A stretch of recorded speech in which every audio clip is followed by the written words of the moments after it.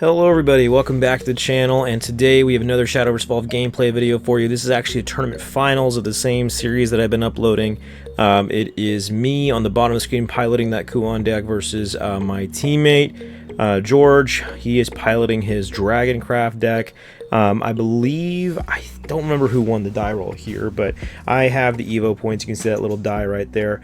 And George looks like he passed on one, but then he oracled on turn 2. And we are evolving our Penguin Wizard on turn 2, discarding, I don't know, probably a Lamplit, I guess, because that card's not very good in this matchup. We get rid of a Sorcery Cache. I don't know what I was thinking there. I should have just got rid of Lamplit. Okay, and then George on turn 4 plays his Path to Purgatory. This card is pretty good in this. He drops his whole hand. It's pretty good in his deck because he usually will heal a lot, and you'll see some of the card choices he plays in here. So it looks like he gets all his cards off the floor. But using Path on turn 3. You know, I'm obviously happy to see that. We have Sorcery Cache for the top 4 again. I think okay, so we see a Trail of Light, which is great. I think, or is it a Rime Wind? Yeah, we do Trail of Light, and I think we're like hesitant to like mill the Rime Wind or like a Insight, but we do the Rime Wind. Okay. And we're going to end up using the Penguin again to ditch the Trail of Light, draw an extra card. We draw a Kuon and a Merlin. We still have 1 play point left, which we do have the Lamplit, so we're in a pretty okay spot. I think that we're feeling all right. George on turn 5 plays Draconic Fervor, so he's going to ramp 1, heal 3 back to 20. Like I said, he's got a lot of heals in this deck, and he'll be an overflow on his next turn. So this is obviously great for him. Like he's probably feeling really good because he's ramped already twice. There's no pressure being put on the board. Like he's feeling pretty good. He discards an end phase for hand size, and he actually discards a Blazing Breath. I actually feel like this kind of comes up and costs him later, possibly. So we use the Penguin again. I think we end up discarding, I don't know, Surefire Bullet or something. Yeah, Surefire Bullet, draw another Penguin.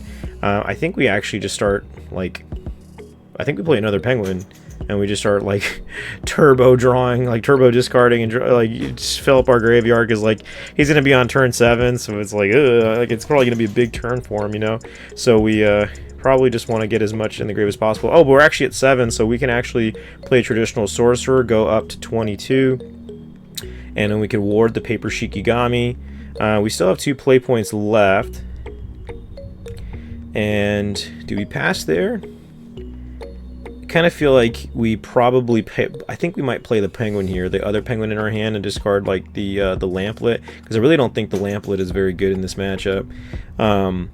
And I think that's what we're gonna end up doing. We're just gonna start going wide and keep our weenies up and just start turboing our cemetery there. So we're gonna discard that Lamplit finally. We're gonna draw into a Curse Crafter, so I think we got like all followers are in hand. Yeah, traditional sorcerer, Merlin, Kuon. I don't know what that middle card is. D-Shift and Curse Crafter. So it's like not a super great hand. George plays Dragon Chef. This card is a new one. It says that whenever it has fanfare that you heal 2 to the leader, or if you have an amulet on the board, you heal 4. So then he's gonna play his Sybil, and he's gonna heal 2 at the end phase, so he's at 26, and I'm not even threatening that much damage. Like I'm threatening like 6-7 damage max, and he's at 26. So yeah, he's not in a bad spot. But I don't agree. I think about it a lot later, how I don't agree with him discarding the Blazing Breath, because I think it definitely comes up later, and I haven't had a chance to talk to him about it, but it definitely comes up later. Like I kind of feel like well, I won't talk too much, but we pull a forget what that card is called. It's the one that either draws 2, deals 3, or deals 3 to a follower. So it looks like we're gonna play Merlin. We're gonna do our favorite combo of Merlin, search Witch Bolt, pitch Witch Bolt for a Penguin, and we're gonna end up outing.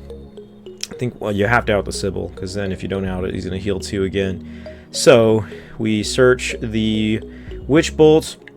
We're going to end up discarding that with one of the Penguins.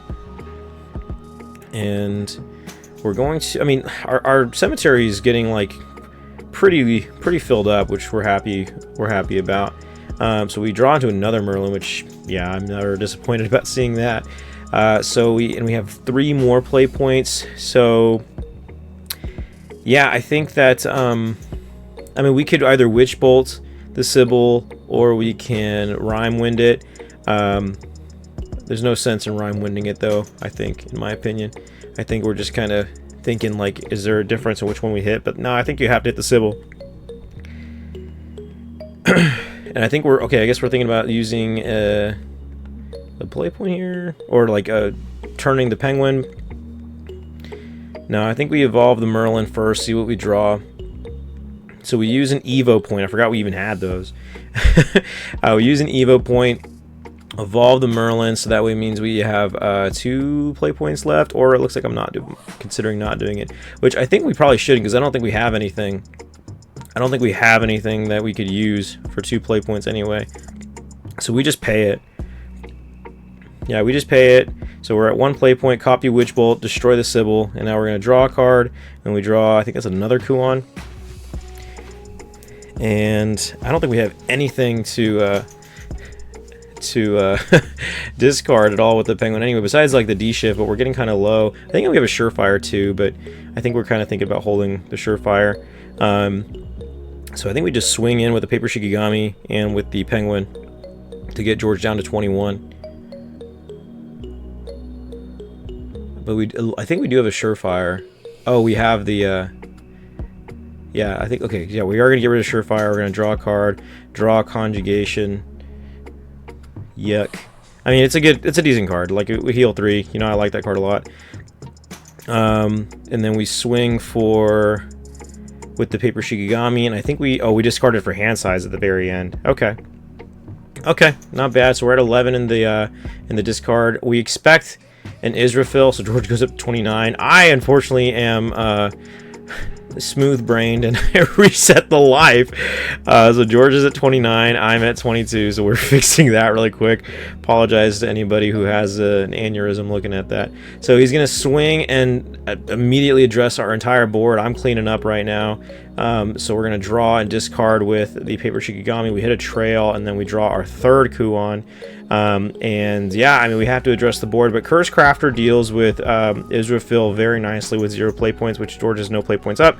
So we draw into Chain Calling, which is pretty nice, but at the same time, we think we already have all of our Kuons, so what do we really need to hit? We have all of our Kuons and a Curse Crafter, like, we don't need anything else.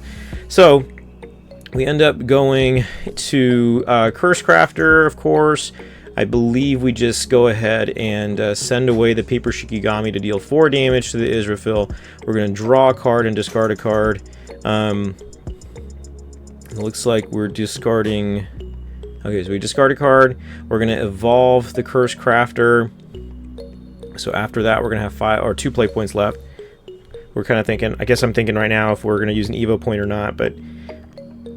No, I don't think there's any point. So we have 2 play points left. We're going to deal 4 more damage to the Israfil, and then we're going to trade into the Israfil with the Curse Crafter. So Curse Crafter, again, really smooth way of dealing with the Israfil here. So I think we're going to actually play our first Kuon, and my reason for thinking so is, you know, I know his deck a little bit. Okay, so we played Traditional Sorcerer first. Put us back up to 21. I know his deck a little bit, and I'm kind of worried that, you know, like if we... Oh, so we don't play the Kuon. I guess I don't know myself. I know at some point I start playing Kuons a little early because I don't want him to have too many play points to prepare for a big turn like D-Shift, you know? So... Yeah, and I don't have nearly as many cards in my grave to go like double D-Shift. So, yeah, we hold off on the Kuon, it looks like. Next turn will be at 8, so we can like Chain Calling and then like D-Shift if we really want to D-Shift the turn. But he plays a Star Phoenix. That's one of his favorite cards in his deck. So he's going to swing into the Paper Shikigami, deal 2 damage to the Traditional Sorcerer. We draw, and we're discarding with the Paper Shikigami effect. So it looks like we end up discarding the Chain Calling, which again makes sense. We have all the followers we could really need. and he hits us for 3 with the Dragon Chef. So you can see his hand. He has 2 Conflag, Serpent's Wraith. He's got a Lightning Blast, another Path, and a Bahamut. So that turn when he discarded a Lightning or a Blazing Breath, I probably would have discarded the Bahamut. I don't think it's that good in this matchup. So like, you know, because you know Israfil's a better card, way better card. I think that, okay, so we look like we're gonna go with Merlin. We're going to search. I remember thinking as well that I really just like regretted discarding the burn card too, because I kind of wanted to like go for like 6 damage at some point. So I really think I played pretty poorly in this game, or like there's points in this game where I remember thinking like, man, I could have done that a lot better. But you know, George, he really only used 4 play points last turn, so he's got 5 play points left. So I'm thinking like, yeah, this is like not that great. This is a little bit alarming, you know. And I think it's actually this turn too where I make a really bad play. Like it's just, it was like really amateur, and I was like really disappointed in myself that I made such a poor play like it. But because it actually just kind of made it a lot easier for him to out my board. I think it's this turn, but we'll see. We'll see if I don't remember particularly what it was, but I'm gonna remember once it comes up. So we're looking at the best way to adjust the board and also deal with the 5 play points. We evolve the Merlin. We're gonna copy the, I'm assuming, the Witch Bolt. Oh, the Rime Wind. Okay, put the Dragon Chef on top. Okay, cool. That's good. Put a bad card on top. Well, it's actually a great card. You know, it's actually really good card because it heals him by 4. But I'm kind of like thinking that like his turns are like, or his card, like his gas is running out a little bit, you know. So, you know, if he plays that, that's less play points he can use to deal with whatever I have on the board at the time. So we finally dropped the first Kuon. We're gonna turn Kuon sideways to give both of the this Paper Shikigami and Celestial Shikigami Storm. So, I think this is it here. So we swing for 2 with the Paper Shikigami directly to George. And I think he takes this. I think he actually takes this, yeah. And yeah, it goes down to 27 and then down to 23 with the Celestial Shikigami. We can hit him for 1 more with the Traditional Sorcerer, which we do. Down to 22. And I think I just pass here, and I think that's such a bad play, because like honestly I feel like even just swinging the Merlin might have been better, but for some reason I just mess up and I do not lamplit the Star Phoenix at the end phase. He uses Serpent's Wraith to out my Kuon, draws that Dragon Chef, and this is just so bad in my opinion, because now he can crash the Star Phoenix into the Celestial. It won't kill it, but it'll out my Paper Shikigami pretty easy. Or he can swing into Paper Shikigami and out the Traditional Sorcerer. So yeah, that's what he ends up doing, I think. So he swings into the Celestial Shikigami. He's counting, or he's asking me to count the cards that I think I have like 10 left. So he pops the Paper Shikigami and just, yeah, really shouldn't have been able to allow him to do that. But unfortunately, I am just, I don't know. It was really bad play. It's very, like I said, very amateur to not use the lamplit. Like, I don't know what I was holding it for, you know. I think I honestly just forgot the Star Phoenix was even there, or like that it had the effect of like strike, deal 2 damage to a follower. So I remember thinking to myself, man, that was just a bad move. But it is what it is. We're gonna move on. But you know, there's a reason why George likes that card a lot, because now in the later turns, when you have to use, like, for example, he just drew a Dragon Oracle. You can Dragon Oracle at, you know, on 10 play points and draw a card, which usually you kind of like scoff at, right? Like it's a, you know, man, you clearly have a bad hand. But in his deck, Star Phoenix combos off of it, you know? So he's going to do just that. Dragon Oracle for 2, draw a card. And then he's going to use Star Phoenix's effect for 1 play point. Now he's going to use 1 more play point to evolve the Star Phoenix.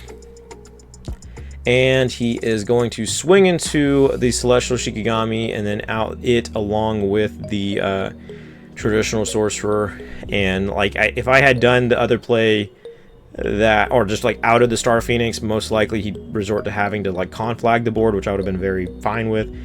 So I swing with the Merlin, and he took 4 because of it, and that's gonna end up mattering a lot, you know. So if he had Blazing, he could have used Blazing there and still have 5 play points, I think, left over.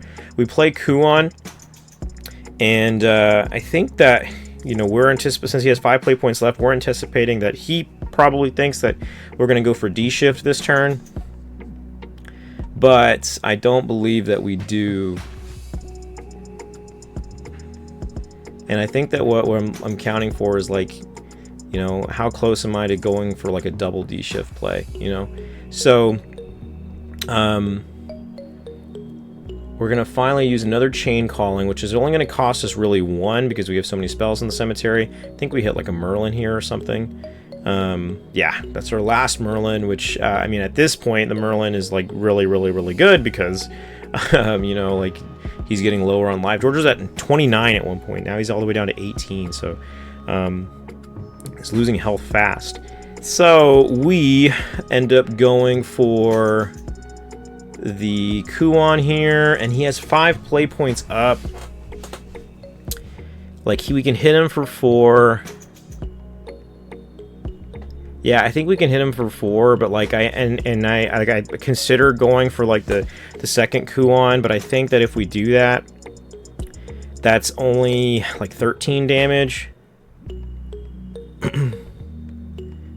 But then I think, oh yeah, no, I think this is just a bad play on our part because we have the Kuon. Because if we just played the second Kuon here, I think that I'm thinking like, you know, I don't want to lose out to like a Blazing, because if he has a Blazing, he can out my Merlin once I've committed more. Like, I'm thinking to myself, like, he has a Blazing, but he's holding it for like the big turn.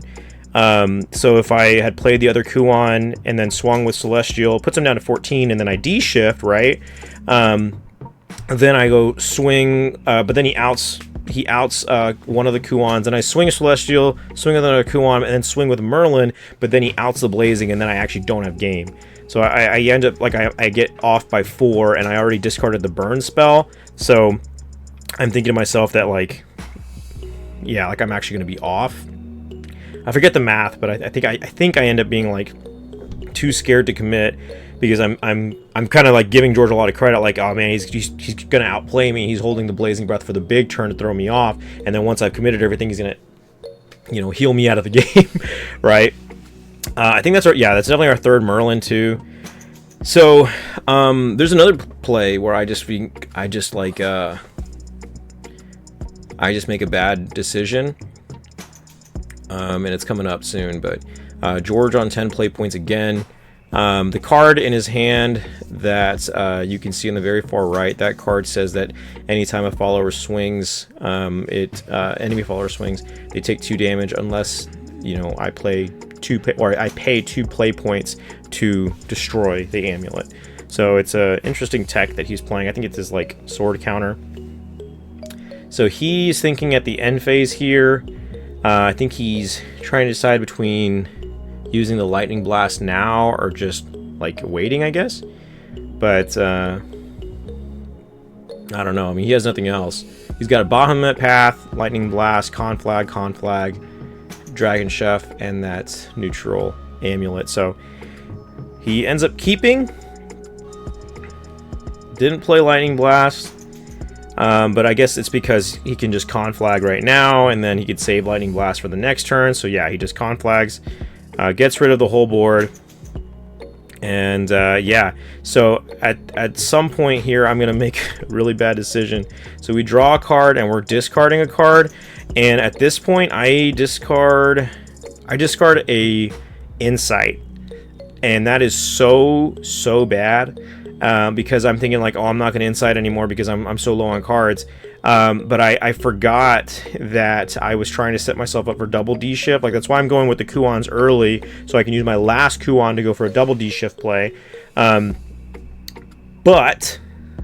I end up being like off by 1, and I'm like, oh man, I'm gonna D shift them. I'm gonna be like at 19 spells, or I'm not gonna have enough to like get another card or another spell in the cemetery.